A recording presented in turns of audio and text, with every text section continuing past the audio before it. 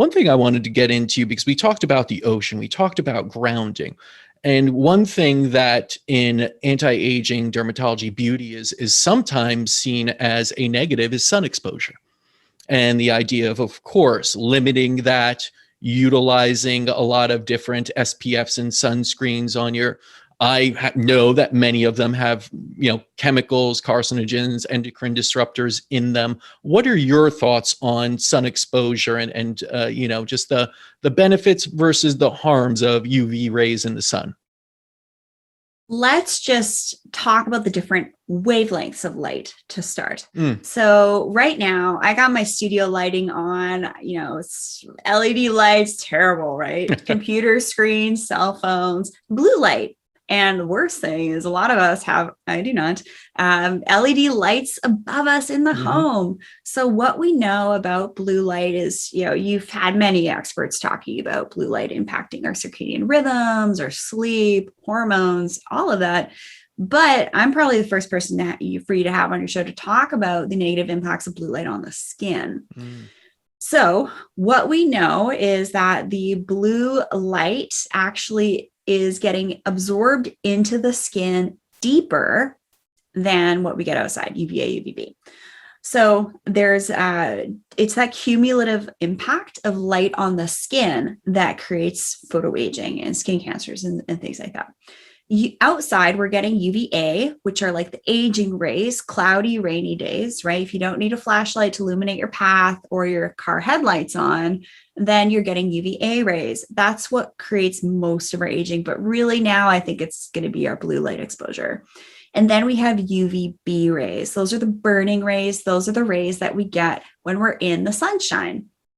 And what I like to do is I love the sun. I mean, this is like the most primal, unadulterated light that we can expose our bodies to. I love getting light in my eyes first thing in the morning. I've had Dr. Lisa Coates, she's a triple board certified physician, talking about the pathways on my show, Rachel Varga podcast, which you guys check out.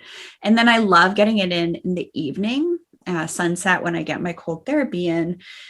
But I do wear sunscreen every day. But there's really two kinds of sunscreen. One is CRAP, one is good. The one that is CRAP is a chemical sunscreen filter. So these are often found in your over-the-counter products that your traditional dermatologist is recommending that you get, which I do have a big problem with a lot of the products that general derms are recommending. And I've actually reached out to a local derm and said, why are you recommending this product that has all 3 parabens in it, which is a known hormone disruptor? The clinical data, the verdict is out on that one.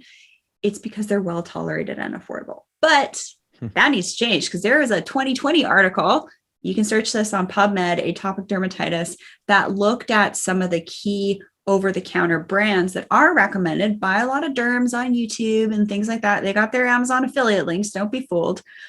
But there are known 9 to 14 allergens that can contribute to atopic dermatitis. So that conversation needs to change in the medical dermatology world. I don't care if I get flack for that. I'm just going to point you to the research articles. There you go.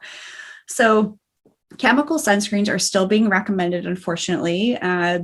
The chemical filters like avobenzone, oxybenzone, they get absorbed in the skin. That's why they take a little while to work.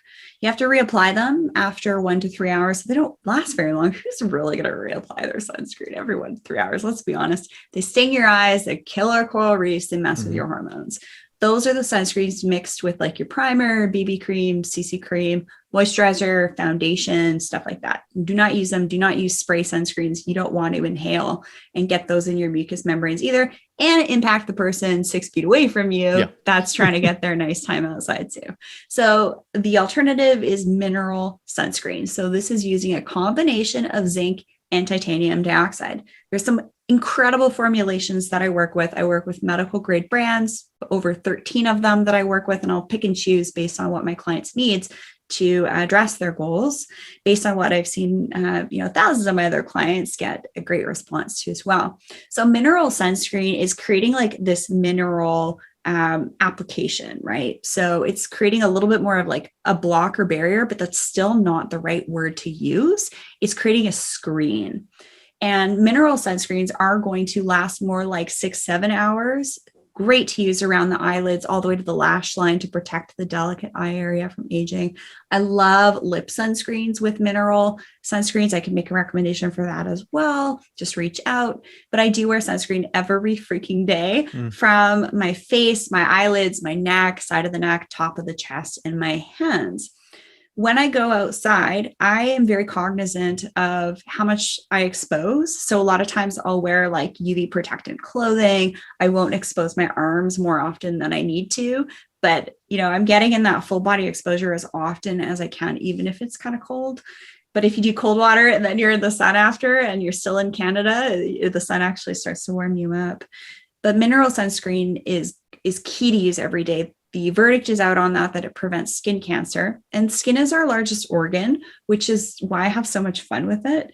Because it is the largest organ it detoxes, we need to protect it. So mineral sunscreen every day, 100% gets the win from me to prevent loss of collagen and elastin, hooded eyelids, brown spots, red acne scars, sagging skin to the jawline, neck, all that stuff.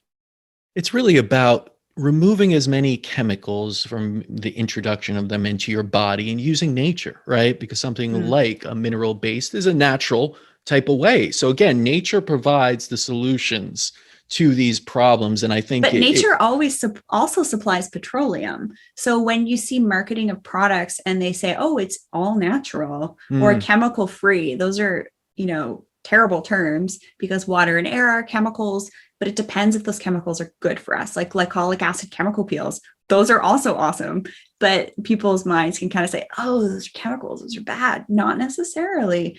But one of the other things I wanted to mention about sun exposure is I do actually take certain supplements that give me the opportunity, because my skin type, I'm a Fitzpatrick skin type 2, one of the highest risks for skin cancers, accelerated aging, things like that, is that I do take supplements that give me antioxidant and sun protection from the inside out so that I can safely enjoy my time outside in nature.